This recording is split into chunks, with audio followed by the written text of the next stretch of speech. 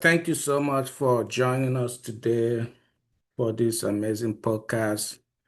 We have an excellent presenter again here from YOCADE by name Henderson Mhango. He's an expert in this early childhood development. So he's going to be presenting a lot of work he's been doing on this front. So we're going to learn a lot of stuff from him today.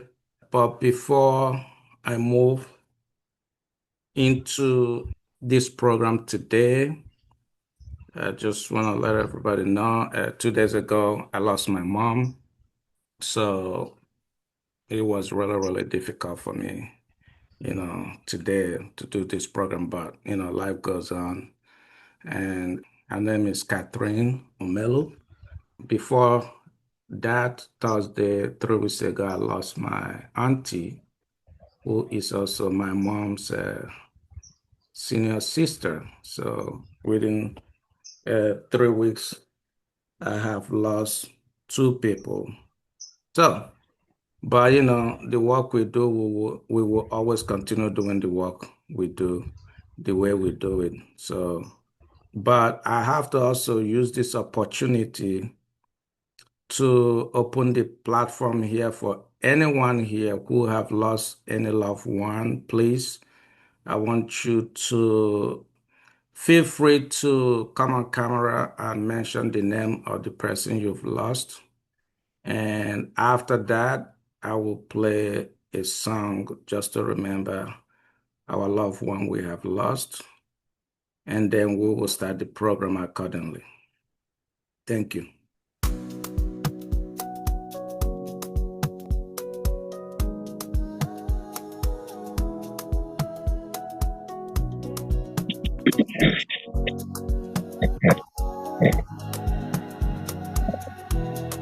When I go far away, when I'm far from home and I'm lost on the road, stuck in the middle of a crossroad, I close my eyes and I hear her voice. I remember what Mama would do.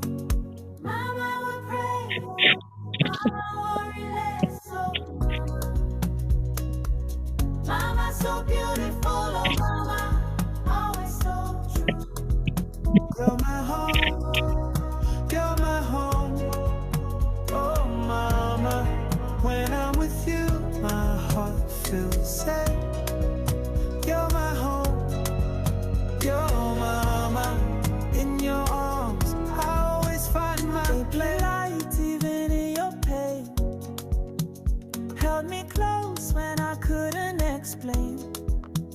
Taught me love, taught me grace, every tear you wipe from my face. You're the fire in my fight, you're the voice in my silent nights. No matter how far I roam, it's your heart that feels like home. You're my home, you're my home, oh Mama. When I'm with you, my heart feels safe. You're my home, you're Mama. In your love, I always find my faith. Even when I walk through storms, I hear your words, they keep me strong. You're my compass, you're my calm, oh Mama, you're my song. You're my home, you're my home, oh Mama. When I'm with you, my heart feels safe. You're my home, you're Mama. In your arms, I always find my place.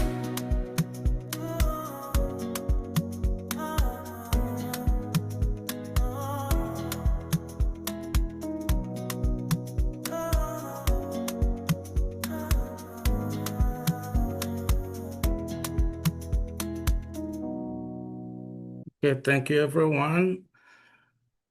Also, how to recognize global concern, what's going on globally.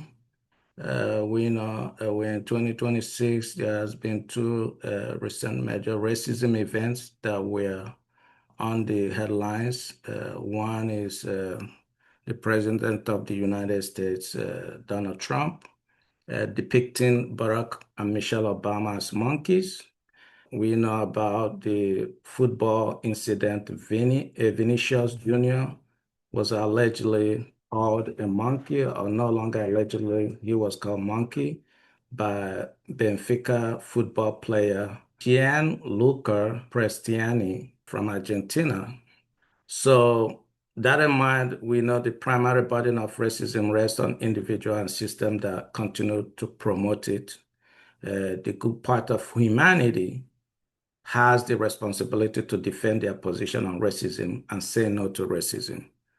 And also, recently there has been a war that just started this morning between Iran, US, and Israel. So we will also continue to promote no war, no racism, and live in peace. So that being said, the topic of today that we are focused on is early childhood development.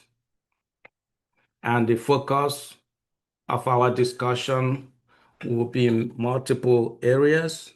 We will talk about economic stability, education access and quality, health care access and quality. We'll talk about how social determinants of health impact early childhood development. We also talk about social and community perspective of childhood development. And finally, we close with cultural perspective of childhood development. So I will start with economic stability to pose some questions on that to our guest, Henderson. But before I do that, I will turn it over to Henderson. If you have anything that you have to say, please go ahead and say it before we start the discussion. Thank you. Thank you, Doc. First of all, let me also say sorry for your loss. I think what you have just presented is exactly what we discussed, that it should be presented today. So I don't have any objection of any of those outlined topics. Okay. Thank you so much. So let's go ahead to it. I know some people will be coming in late.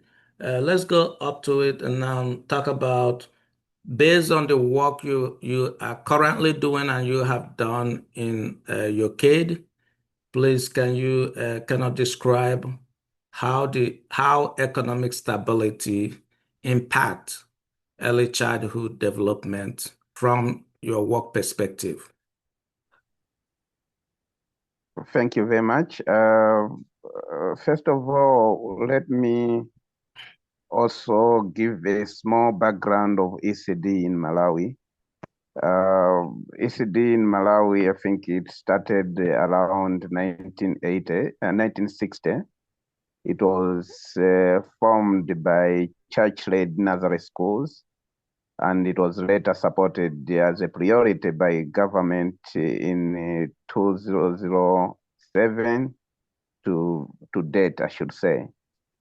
And the government has been using community-based care, child care centers, which we call CBCCs, to serve rural areas with over 50% of children accessing early childhood development in those CBCCs.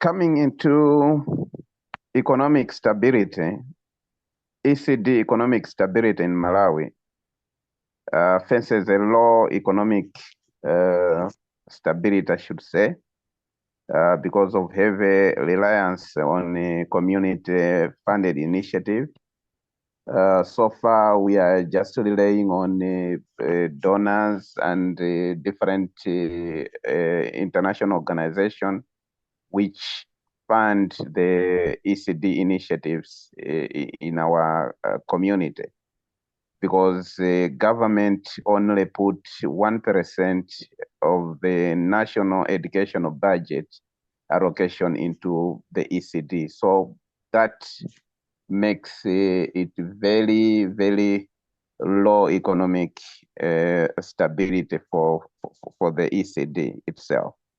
And another thing is poor resourced infrastructure of CBCCs and trained caregivers. So this area also put it in a very awkward situation when it comes to economic stability of ECD in Malawi. So basically, those are the main, I should say, challenges when it comes to ECD in Malawi. Okay, so here is what I'm gonna do. So let me just make clarification. When Henderson is discussing ECD, he means that's abbreviation for early childhood development. So for people that will be wondering what is ECD, I think I should have asked this question first before we went into economic part. Can you first Yeah, describe, can you first describe the overall importance of early childhood development? I think early childhood development is a very important area in child development, because it's a foundation of every child. So that's what it makes it to be more important to the nation and to the community and even at a family level. So ECD marks one of the most important area, despite that in other countries like Malawi, we are neglecting it to invest, I should say, invest in it. For example, government investing in ECD. But otherwise, we prioritize ECD as the most important area. So, and that question would have preceded the economic stability question, because it will not make sense when we talk about economic stability, because I want you to also expand beyond the government program that support ECD. How does economic stability in terms of parenting or parents impact the early childhood development? Can you discuss that? For example, I can tell you right now, in the United States, for example, since 1990, the child care costs have increased 214%. And this is Bureau of Labor and Statistics based on the Consumer Price Index analysis. So now, if you look at that and compare that to average family income has only increased by 143%. So just childcare cost has increased 214% in the United States, and average income has increased 143%. So you can see the disparity. So everything costs money, right? If there's no government program, there's also going to be parents are going to have children. They have to assume the cost responsibility for raising their children, whether it's preschool, whether it's food, and so forth. They're gonna assume that. So, can you specifically describe the income in terms of income stability in terms of parents, two-family household or single parents, how it can affect early childhood development? Thank you. Thank you very much, Doc. I think, like I said, ECD in Malawi is much affected because of underfunding of the government. Despite that, individuals, they are also supposed to come in and contribute into the investment of ECD. But the major donor for the ECD investment should be the government itself. But now, when it comes to investing in ECD in Malawi, like I said, there's only 1% allocation of ECD for a national budget under educational budget, which is very minimal. It's 0.7, I should say. And the ECD survived on community dependency.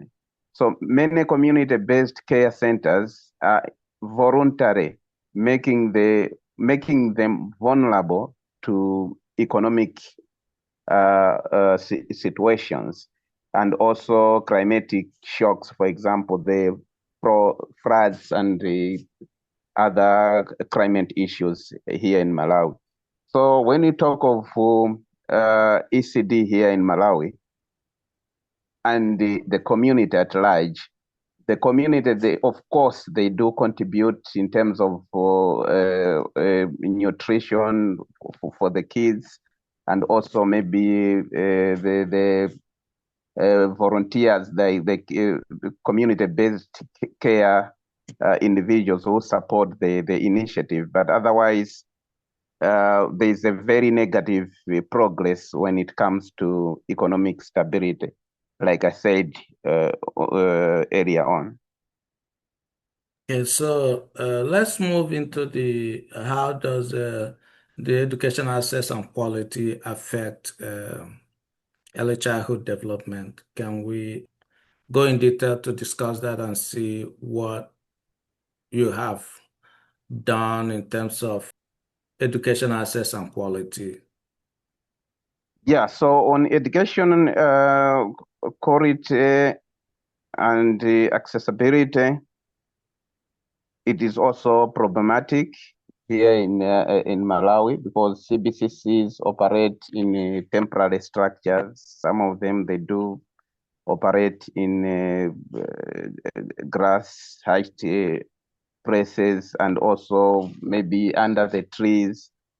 That's where you find the CBCCs conducting their sessions, and also inadequate learning materials within the CBCCs. So these are some of the most factors which affect the quality of ECD education, including, like I said, poor infrastructure and the limited teaching materials and untrained caregivers, because we only have 50% of the caregivers who are trained as of now, since government is not supporting them. So that's why there's that a very low percent. It's only the non-governmental organizations and the other individual donors who support the caregivers. But for the government, they are not giving much. And for the CSOs, we are still lobbying to make sure funding for ECD is increased. And for this regime, I think there's a promising target to increase the ECD budget and also to move ECD into the Minister of Education. Because here in Malawi, ECD is between two ministerial departments of education and also Department of Gender and Social, Department of Gender, Disability and Social Welfare. So on the Department of Gender, Disability and Social Welfare, they take a child from 0 to 5, while on Minister of Education, they took it from that transition when a child is going into primary school from 5 to 8 years or 9 years. In terms of health care access and quality, can you discuss how early childhood development program consolidate the child care access, like overall health access, and children with disability, and also the infrastructure for children with special needs. Yeah, so on ECD healthcare access to quality education in Malawi, I think we have two or three key areas. One of nutrition. On that one, most of the CBCCs, they are supposed to be provided with the nutrition foods for the kids. And due to inadequate support for the international organization, for example, the Meals Meals, they are the ones who provide the nutrition foods into the CBCCs. That one also makes other CBCCs to cross or maybe to suffer by not having nutrition support. And at the same time, there is also issue of sanitation. Like I said, some of the ECDs, they are operating in a very compromised environment, maybe an open space under the tree or in a very maybe awkward building, which can also cause damage to the kids. So this is also one of the problem we are robbing to make sure we have a quality ECD education in Malawi. So, and you have also talked about disability. I think we have a very big problem with children with disability, especially on shortage of specialists or trained caregiver who can able to give support to the children with disability. And most of the CBCC infrastructures, they are also not disability friendly, which discourage most of the children with disability to attend ECD education. And another thing, socially, I think is discrimination, stigma and discrimination among children in the areas. So these are some of the also problem with the children with disability. there are certain things I want to clarify on the health access in terms of overall screening for annual checkup for children, and also the dental work for most of the children, and the other one is routine immunization. So can you discuss how the ECD, what role they play in those three areas, if any? I think I can talk about the screening because we are having problems with the screening because most of the kids here, they don't have the birth certificate. I think it was a very big issue previously, and now because we started lobbying it 5 years down the line, now the government have now started to issuing the birth certificate to every child.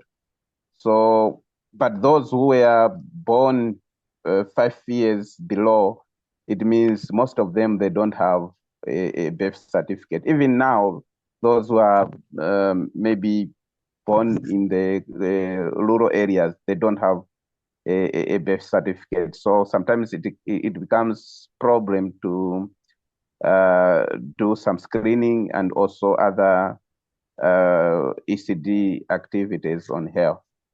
So can you describe to us, I understand what you mean, but can you describe just for the other health uninformed population about what important birth certificate or date of birth, what role it plays when you are doing health screening?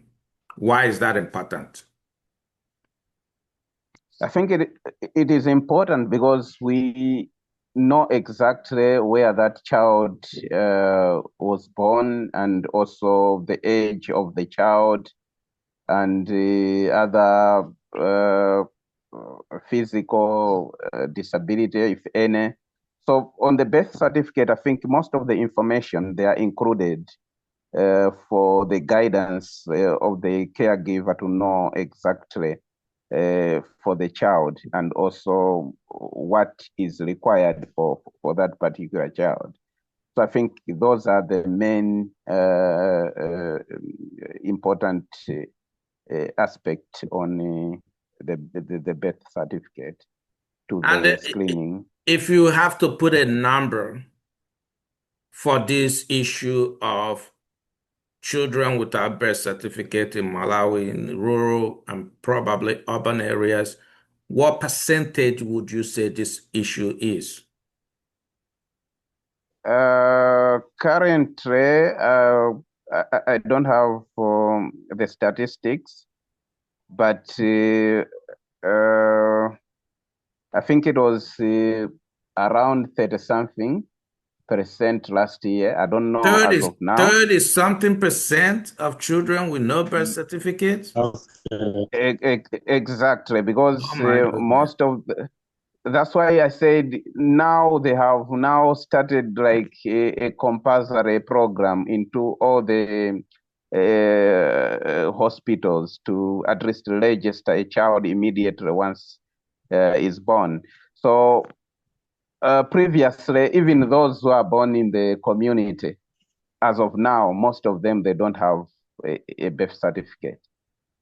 So that also actually tells me that perhaps that number, 30% or so that are born with no birth certificate, are probably not born in the hospital. They're probably born by local delivery system because shouldn't there be a birth certificate if a child is delivered in the hospital? Yeah, now what the government is doing, because once you are born in the hospital, it means there must be what we call uh, NRB, National Registration Bureau. So that individual or that person is supposed to register the child. So those guys from National Registration Bureau, they are not in all over the hospitals, even the community hospital. They are only into maybe this hospital within the towns, but not in rural hospital. That's why there is also a very big gap because you can uh, have a child in a rural hospital, but he or she cannot be registered because there is no NRB officer within those community hospitals. So you So yeah, need to go, go ahead. Go ahead. yeah, you need to go back to the National Registration Bureau to register your child. But Okay. uh, those who are maybe born into the urban hospitals, they are the ones now immediately once you are born, then you can be registered with the NRB, Okay. which is National Registration Bureau. This is a problem we have, and hopefully other experts here on this call will talk about this. This is, to me, unacceptable. I think the system in Malawi, and this is my suggestion, will be okay, every health system, every nursing home that deliver children should have their own system to be able to register all this date of birth for all children that are delivered in their clinic or nursing home.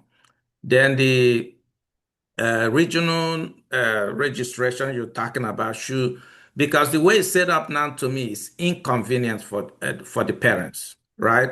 Because if it's set Ye- up the way I'm suggesting, let's say all the hospital, clinic, everything have their system, uh, put the date of birth for these children, then report it to the National Registry.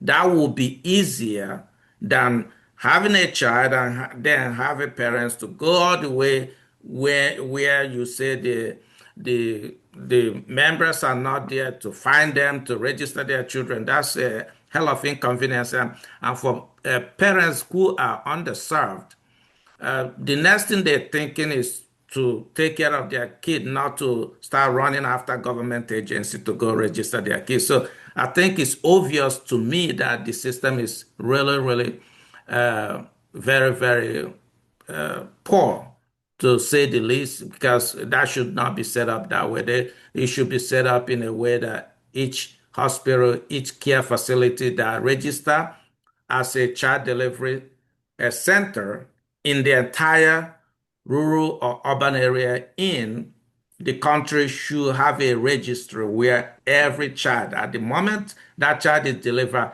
if it's the nurse, the midwife, the doctors should write the date of birth and the parents sign and so forth, and it's in their system. And they have the responsibility to report those, uh, uh, intake to the national registry. It shouldn't be parents' role to be running around and doing that. That's how that this is the good of having a comprehensive system in a nation. We have problem in the entire African countries. This, if this is how the system is set up, no wonder we can't even give accurate number of children that died of malaria, children that died of all this other disease. All the numbers will be way underestimated because nobody knows what the left and the right. But anyway, I'm really frustrated with the description you provided because there's gonna be a lot of work to be done to fix this. The way they're doing it right now is totally uh, a disaster. This is a disaster. Excuse me, but yeah, no, they Yeah, need to do something and better. I was looking at also the current statistic as of now. They are saying the registration rate is 67%, though only 22% had certificate. So it's only 22% of the children, they are the ones who have now the registration certificate. It means Yeah. the rest they don't have. Yeah, it's just a disaster. Just looking at it from surveillance point of view, epidemiological point of view, it doesn't make sense. They should have that task with all the centers, clinic, nursing home that deliver children to do that right after birth instead of putting it upon parents. If the country really want to get accurate statistics of children who are born in the country on second, minute, or hour, or day by day basis.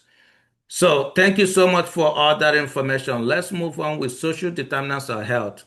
Under social determinants of health, can you please describe more of how social determinants of health impacts um, early childhood development in terms of neighborhood and built environment? Again, we can a little bit touch on built environment or built system in terms of healthcare access. We can see, I can visually see the disaster about just registering children who are born in Malawi. But specifically on social determinants, let's discuss about neighborhood and built environment.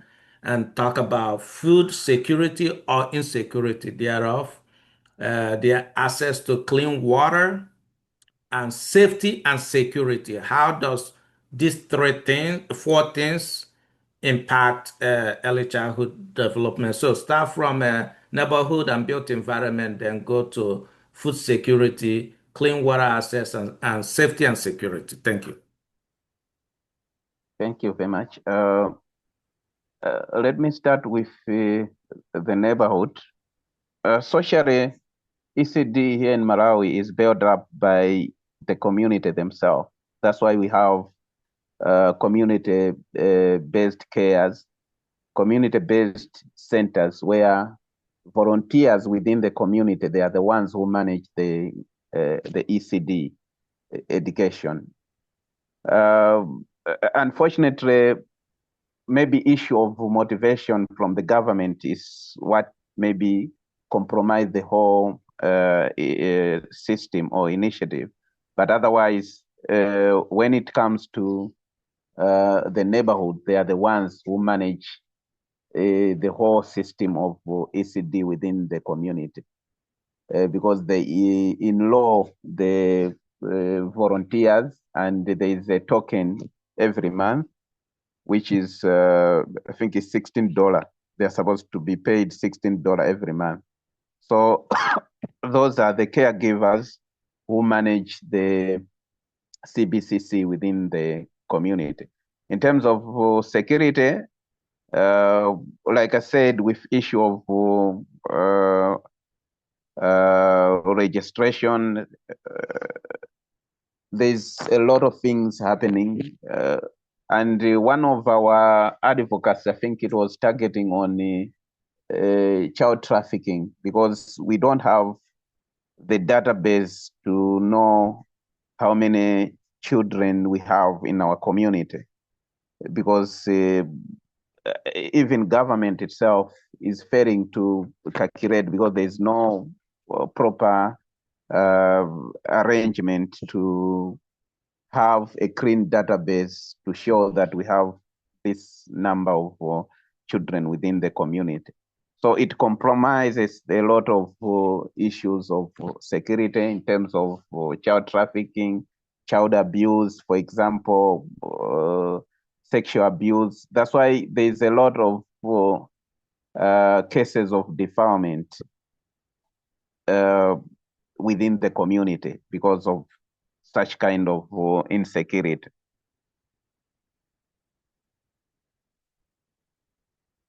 Yeah, I think that's what I can say on those areas.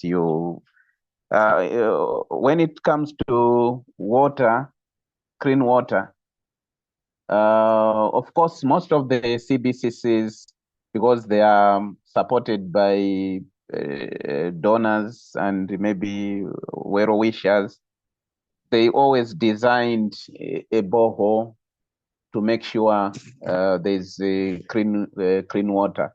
Unlike in other areas where maybe they haven't put that borehole, that's where you have more problem of sanitation and issues of cholera and other communicable disease within the area. Thank you so much for that description in terms of these four areas. Obviously, I can see the issue with safety and security if you have in a country where children date of birth or registration of their birth is not well documented, and you're having about 30% who are not even registered, and the other one that you say 60% out of it, 20 something percent has registered. You can see there's no tracking system. Like children can be missing left and right, and the farthest you can go is within family or maybe local authority about that children that is missing.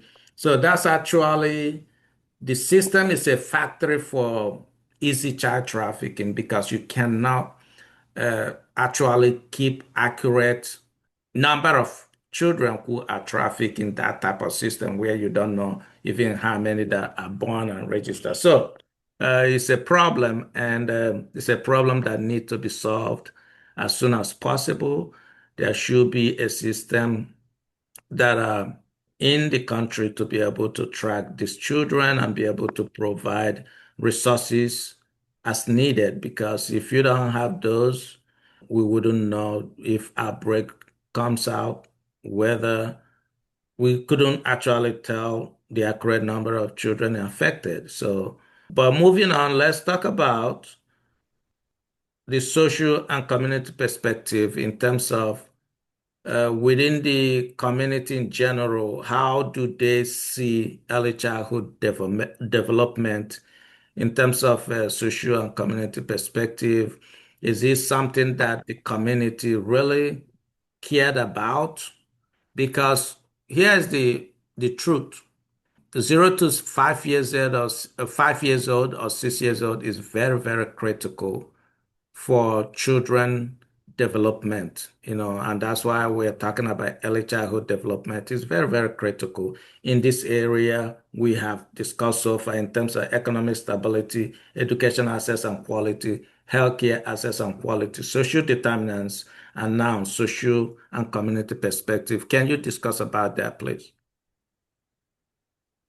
Yeah, I think ECD is also affected with cultural perspective because in most of the community, they think that when you are sending your child or children to ECD centers, they are there to eat, to have food. So that's what is in their mind. So they will always send their kids only to go there to eat. They will not give the child even breakfast in the morning. They'll just send the kid to say, go, you have food there. Once you eat, you're supposed to come back. So that also thinking affects the ECD education here in Malawi because once if we maybe some of the donors stop to fund for the food, it means most of the kids they will not also come to school. So it's a challenge within the community. And another thing also, they think early learning is not that relevant than maybe at least the primary education starting from grade 1 going upward. But from preschool, they don't think preschool is that necessary for the kids. I think those are some of the cultural perspective within the different communities, which also affect ECD education. So it actually seems to me that the parents could be also part of the issue here for the simple fact, and also it could be also gap between health literacy and also gap between actual formal education that the parents would think that early childhood development is only meant for food. So I'm wondering, is there also a program that you guys have in parallel with early childhood development to actually educate parents on what is the foundational importance and meaning of early childhood development? I mean, because early childhood development, as everybody knows, go beyond just feeding your child, or providing access where they can go eat. There's other aspects that comes with it. So it seems like parents also need to know, I don't know the percentage of parents that thinks that, okay, yeah, send them to Yeah, the location to eat and come back. So it kind of gives me a vibe that, okay, well, we need to do something in terms of educating parents, and not just educating parents, but educating um adults that are heading towards marriage or before even they get children, because I think if people, adults know very well what early childhood development means before they have children, I think that makes it more robust for them to actually implement it correctly. So, what do Yeah, you I think? think I think it was a general problem because even the name which was given to most of the preschools, a general name of preschools, they were calling it in vernacular, we call it school yankaka, meaning a school to drink milk. So every parent was thinking that if I send my kid into that school, she or he, I mean, will have a breakfast or milk, whatever, then she can come back, or she'll have maybe any food, then she'll come back. So that was the thinking of most of the community to say, okay, maybe the early learning is about food. They forget that the early learning is holistic. It has different areas which can be more beneficial to the child. So I think that's why we have been trying to do some advocacy within the community to educate the mass and to understand the importance of ECD and also the concept of ECD. Okay, that's good information. And I'm hoping that there's a lot of people here that may also have experience on this area that can also advise you or provide just general suggestion on the work you guys are doing. So finally, let's talk about the cultural perspective. How does cultural perspective affect early childhood development in Malawi? Let's go over and talk about the cultural socialization, identity, endorsement, access disparities, discipline disparities, parenting approaches, and developmental impact of culture. How does all these specified themes affect early childhood development? Or what do you guys do with those? Yeah, so basically in Malawi, we uh, integrate our culture into learning. And effort are being made to utilize local or cultural relevant literature material into the ECD learning, including the toys, the storybooks, the songs, and even other local traditional materials. So that also has helped the kids to easily understand on things. So I should say cultural on the other side has also helped to at least make the child to understand things faster based on the uh, local materials used to for learning, I should say. And there is also barriers to access to ECD education. So cultural belief, other cultural belief that also hinder a child to participate on early childhood development. For example, in other areas, they don't believe that sending a child to ECD is important. It's only you can only send your child starting grade 1, and most of the kids here in Malawi, at least a certain percent, they haven't undergone a preschool, especially in rural areas. They go straight into primary education on grade 1. But that is also much built on the cultural aspect within those community. So I was thinking in terms of these cultural perspectives, I was wondering, first of all, before that, is ECD programs integrated with all the school system, like preschool, primary school, and so forth? Is there a way that you guys design to integrate them within that school system? Come again?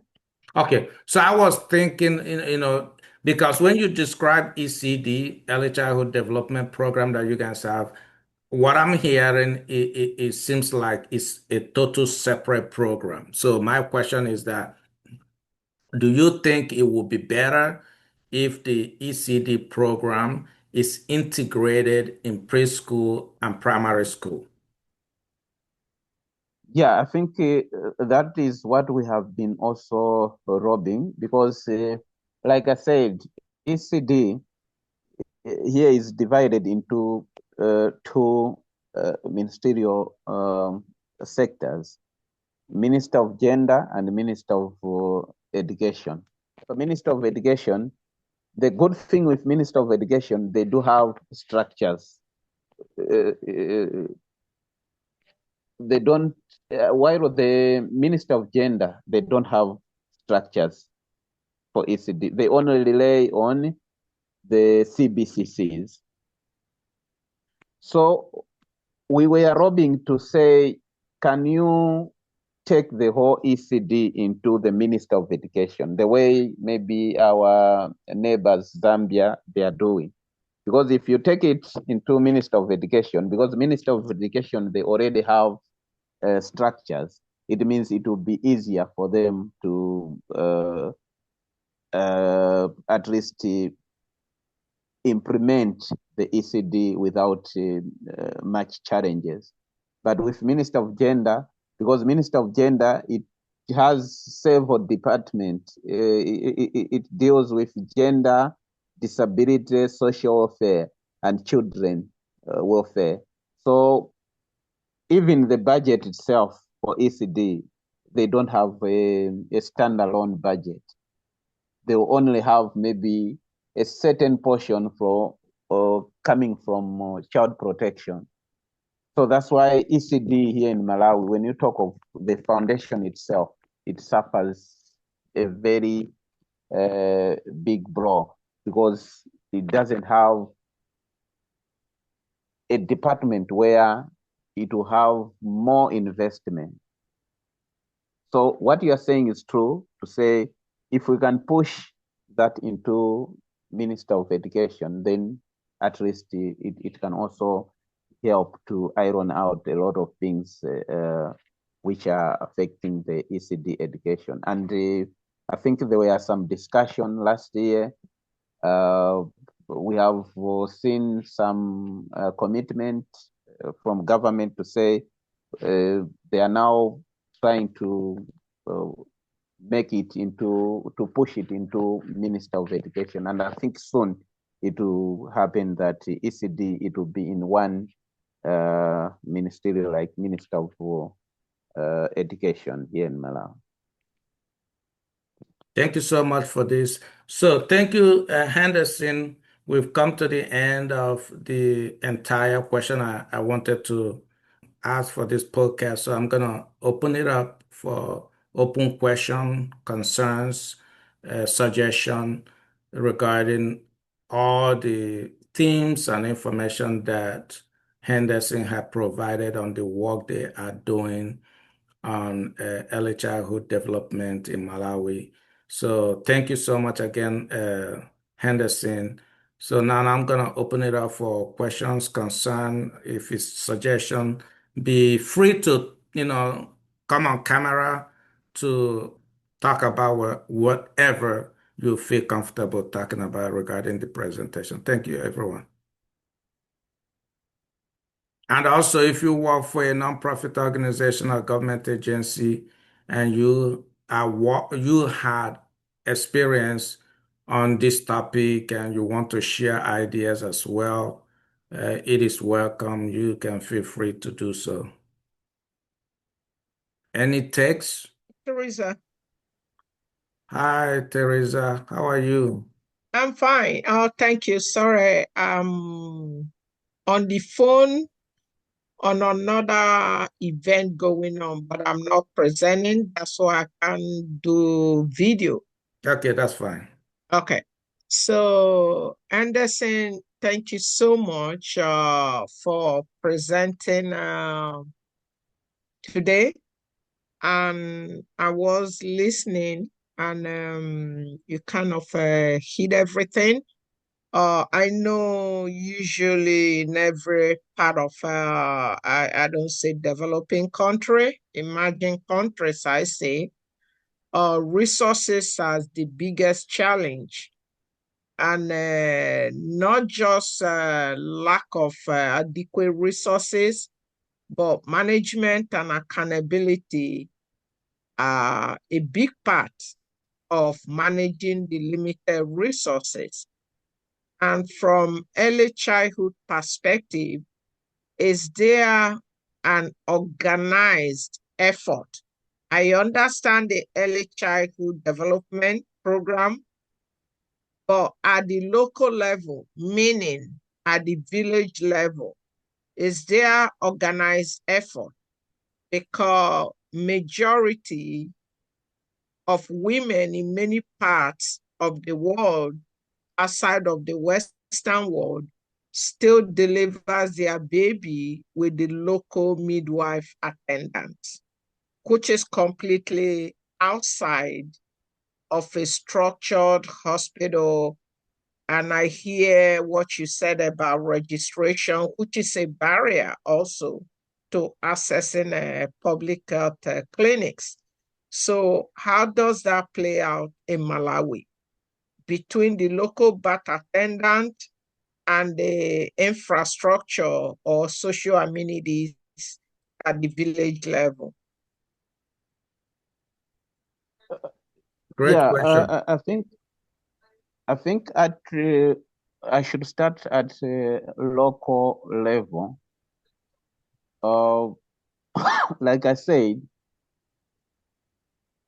CBCCs at local level, they are run by uh, community-based volunteers within the community. Mm-hmm. And most of them, they are there on voluntary, and the government only promise them a token of appreciation every month, which is $16.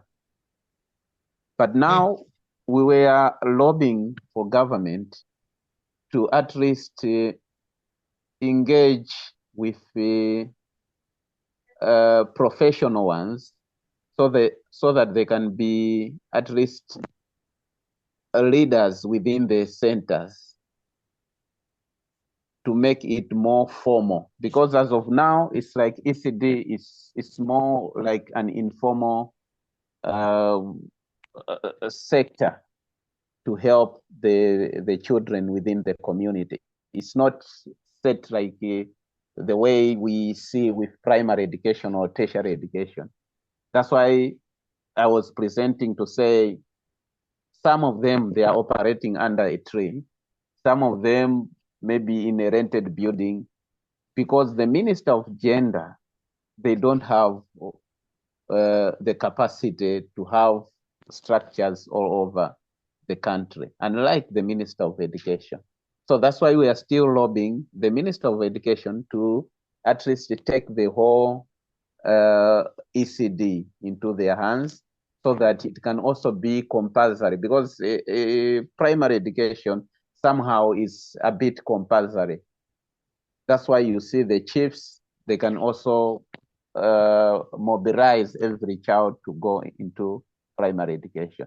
But with CBCC, I mean, early childhood development, most of the child, they go there voluntarily, and because of poor infrastructure, sanitation, health, and all those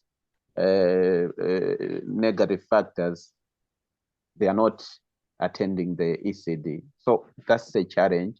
I think your question was also talking about the sustainability of ECD itself. So I think sustainability of ECD, it will require government to invest. So once, if they will pump in something, it means ECD can able to be invested in our country. I don't know if I answered your question right. Yes, you answered it the right way. But if you don't mind me asking, I also do need a little bit of how you guys handles a woman who choose not to go to the clinic. It could be money, it could be just cultural perception, it could just be other things that we don't know, other salient factors, who decide to give birth at home with local birth attendants. And in some cases, because I've been called just last month, I was called twice. This is Nigeria, whereby a woman was a week past due, but she was in the house of local birth attendant. And unfortunately, the baby died in uterus because of excessive labor, struggling, and all that. When it came to my attention, I told the husband to take her out of the local birth attendant and take her to the clinic, not hospital, because the doctors and nurses were on strike. You could imagine that. However, when they got to the clinic requested huge money to be deposited, which came up with your presentation also, before even they could see the lady. So I was able to navigate with the practitioner, with the doctor, OBGYN. So they saw her. The baby died. Now we are struggling to have this mother alive through cesarean section. So I'm given this illustration. In situation like this, how do you handle it in Malawi? Because the mortality rate among pregnant women is high in the region where I'm speaking of. And infant mortality or death at birth is also high. So I don't know how that plays out. And I heard Dr. Melu did mention when there is no accurate data or surveillance system to track or monitor birth or death, that it presents a lot of other issues. So my question is, how do you mitigate these women who choose to deliver with local birth attendant? And how do they finally get the child into well-child activities or well-being, like immunization and all that? Thank you. You answered it, but this is the part that I didn't get any response. Thank you. Yeah, I think you have touched a very important area. It's similar also, what you have just said. I think there were a couple cases also happened here in Malawi where the mothers choose to deliver their babies through the native doctors. And also some of them, they do go to, nowadays we have these religious individuals who called prophets. Oh my God. They will discourage the women to go to the clinics to say you deliver without going to the clinic. So these are some of the issues also happening here in Malawi. They are common. And I think the government, they issued a ban to all these kind of malpractice. And us as an organization, we are working with the community leaders to say each and every mother who is pregnant is supposed to be uh, going to under 5 clinic where you can able to have a normal service than to attend those service with the native doctors or these religious individuals called prophets. So it has been a very serious issue, especially for these believers. You know, women, when they trusted someone, they can do whatever. So it has been a problem. Many women who have also lost their babies. Some of them, they have also fall into a very serious trap of complications. So I think for us to reduce such kind of malpractices, we try to do some community mobilization, working with the community leaders. Of course, we didn't cover the whole country, but for example, in Blantyre and Zomba, we have been working with the community leaders. And the good thing with the government policies, I think they put a certain kilometers. You cannot go beyond that kilometers without finding a community clinic. So it means community clinics, they are all over within the area. You cannot put an excuse to say, I cannot see any community clinics. So within you, there is a community clinic, walkable distance. So that's how we have at least tried to eliminate cases of such nature. Thank you. And thank you so much, Teresa, for great question. And thank you, Henderson, for a great response. The only thing I will add to this is we are the part of the reason why this nonsense, which I call it nonsense, continue in entire African continent, whether it's religion, whether it's traditional birth attendant, whether it's traditional doctors, or whether even it is unoptimized health systems. We are the reason why the nonsense continue in the entire African country, because I don't see the reason why in a system, a governance, a government whereby, yes, there's a freedom of choice of, okay, you want to go with a native doctor. Oh, yeah, you want to go with your fake pastors or this, so people call about themselves pastors, fine. Oh, you want to go to bed attendants, fine. You want to go to clinic, fine. What I think the government should do, which Kagame, president of Rwanda, already shut down the entire Christian churches, shut down the entire Muslim churches, require them to have a type of education for, if you want to be a pastor, you have to go to school for it, get a type of education for it. If you want to be, I don't know what Muslim call their priest, you have to have a type of education for it.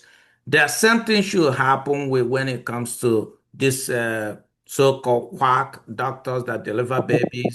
You should be registering your organization or whatever you're practicing as a business, first of all.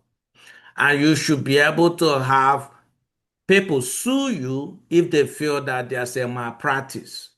And if you participate in negligence, there should be a legal consequence for it. If it's going to jail for malpractices or malfeasance, those systems should be in place. And Henderson here, who is also a human rights activist, is a lawyer, right? This should be in place. It should not be separated like, okay, health system are doing their stuff like there should be a legal ramification connecting all this stuff for this nonsense to stop in Africa. Because it's We're talking about 21st century and we're still talking about this type of stuff. I mean, this should be pediated to the point that there should be, I mean, a good example is what Kagame just did in Rwanda. Shut the whole entire thing down. And I think that should happen in every African country, shutting all these people down and requiring them to go through registration process, put the address where they operate their business, and be able to have fees that they pay for regulatory agency going to their businesses of practice to monitor the practices to make sure that they are sanitary. If you're delivering a baby and you're a native doctor, we cannot have come in your business of operation, see flies, see all this unsanitary system where women comes in. The people will even come in to deliver baby and get infection on the way out. You see what I mean? So I think it's us, the government, that we should be talking about this because this should not be happening in communities. But this is a great question. This is my take on this. We are the reason why this continues because if we stand together and have a strong outcry for this. We shut the entire thing down, have them register. We're not going to tell you, oh, don't practice your stuff. But when you're practicing, we also have to have evidence that what you're practicing works. And part of it is going to be legal ramification. There are going to be a jail term for your practices, for negligence, for malfeasance, all that stuff will apply to you because you want to practice medicine, right? Okay, the same thing that will apply to a medical doctor when they participate in my practices will apply to you. I don't want to hear about God told you this, who shot John. No. Well, you're going to face the consequences. And this is the thing is that we promote this type of stuff because we go with our emotion, our feeling about religion instead of looking at science. If we get an accurate number, we see how many infant mortalities that occur within this quack doctors' practices or quack priest practices. If you're a priest, you should not be delivering no baby. In fact, there's one thing I saw, I think it's either TikTok or something. This nurse came in very furious, complaining that some women will come in for delivery. And then the women will be on the phone with their pastors. Why they are delivering? Because their pastors is praying for them and talking about binding devil and all that nonsense they talk about. But at the end of the day, it's frustrating the clinical staff because they have to do their work. I mean, they're sitting here trying to deliver a baby, and a woman is on the phone talking about doctors and others, talking about other stuff with the pastors, who is not a medical practitioner, who is not a clinician. We have to call a spade and stop, playing with these emotions when it comes to science. So we call a spade a spade. Have your faith, believe on what you want to believe. When it comes to science, stay away from all this stuff and focus on that. And that's why this is happening, and it's unfortunate, but I'm sick and tired of, hearing things like this when we know a lot of countries are moving into AI, into 21st century science, and we in Africa keep talking about stuff that should be outdated. So it infuriates me when I hear this stuff. So excuse my, the way I approach this, but it's too sad. We should do better. We should do way better. So any other questions? Yeah, I think just to add on that one, here in Malawi, I think that's when we also included it in our Hefe Act to ban the traditional birth attendants to carry out the operations of women, because there were so many cases of women dying during birth when they are attending the traditional birth attendants.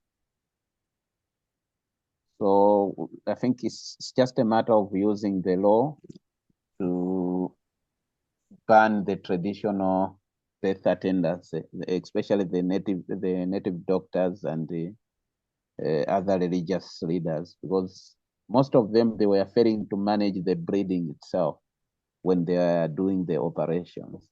So it's a very serious situation. That's why here in Malawi, it is banned but however, because these people, they are in rural areas, some of them, they are still doing it illegally. Yeah. Any other questions, concerns? Okay, so earlier, if nobody has any other question, earlier when we started this program, I made some announcement, played a song. I just lost my mom 2 days ago.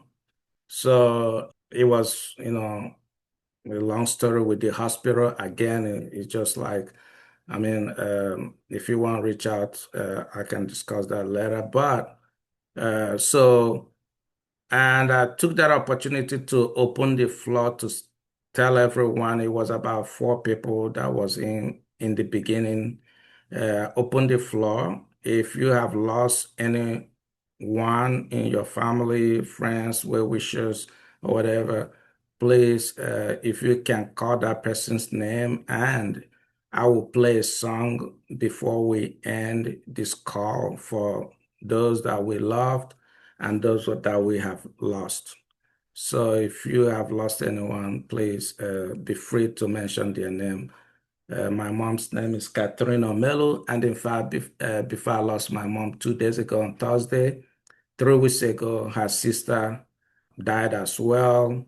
They told my mom, and then 3 weeks later, my mom passed. So that's the news I had 2 days ago. Thank you. So if you can be able to mention any person that if that had happened to you, please feel free to mention their name in the podcast. Thank you. Before I play the song. All right, Dr. Melo, thank you for sharing that on very, very important. And I am so, so sorry for your loss. I didn't know this, but I'll talk to you after this.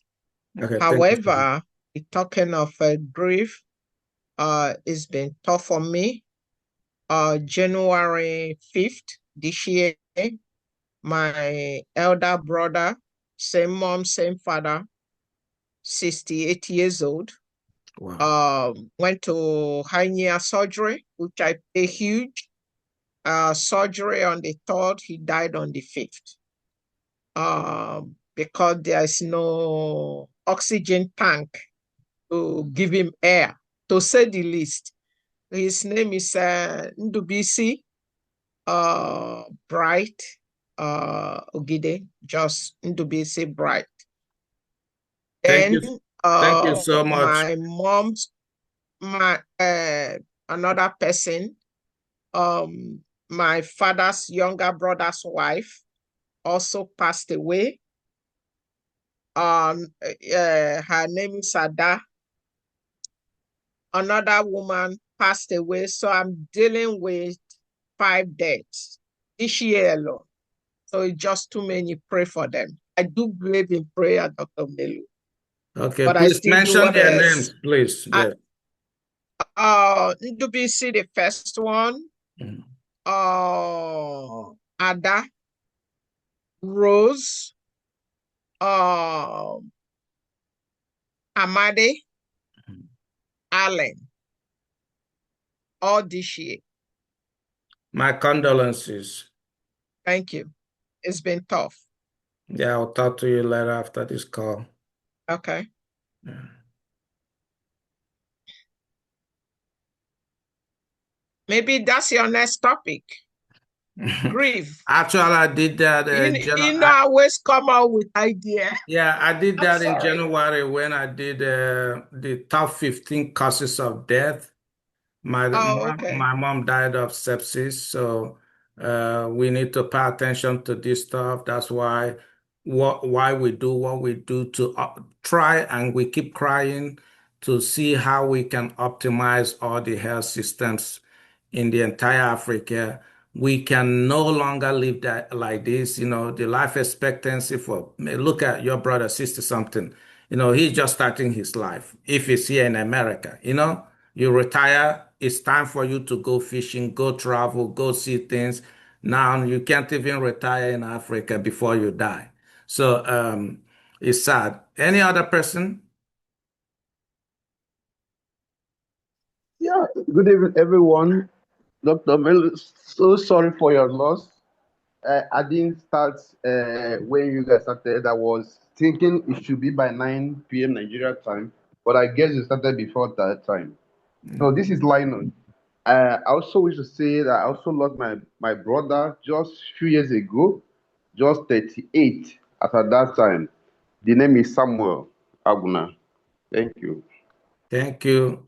My condolences to Samuel and to you. The good news, we don't want to be losing people. So let me play a song for all the people that we have mentioned their names, and then I'll come back and close out.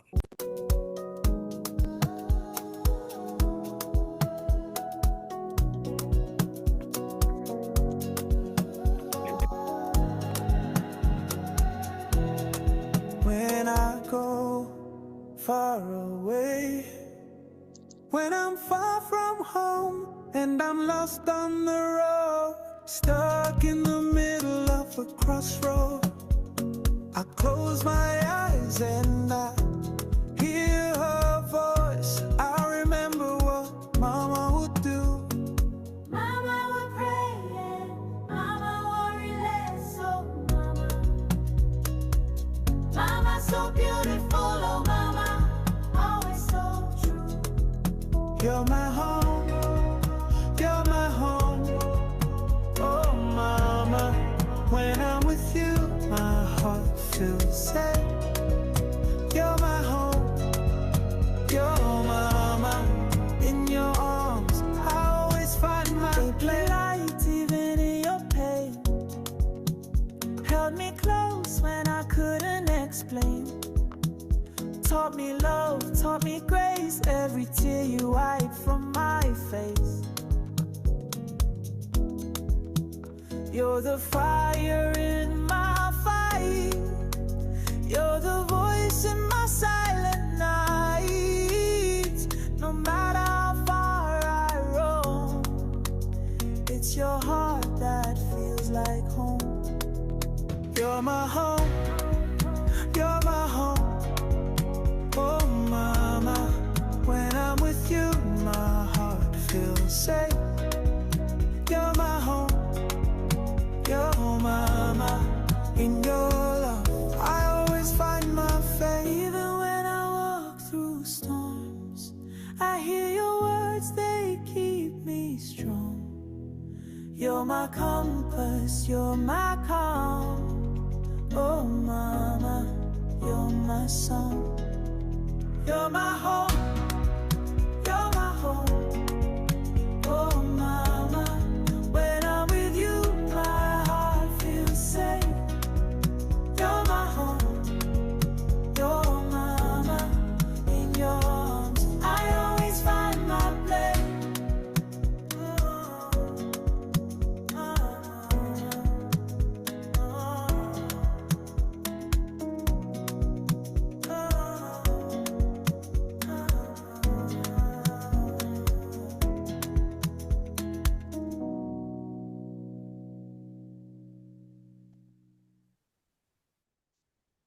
Yeah, that's it. Thank you everyone for this podcast. Next week we'll be doing, and not next week, next month, we'll be doing another podcast. A professor from Botswana will be presenting on that next podcast. But thank you everyone. Thank you so much for taking out your time and hanging in there with us. And again, thank you, Henderson, for this is your third time coming to the podcast and presenting your amazing work. I really appreciate it. And we learn a lot from your work. Thank you so much and have a wonderful day, everyone.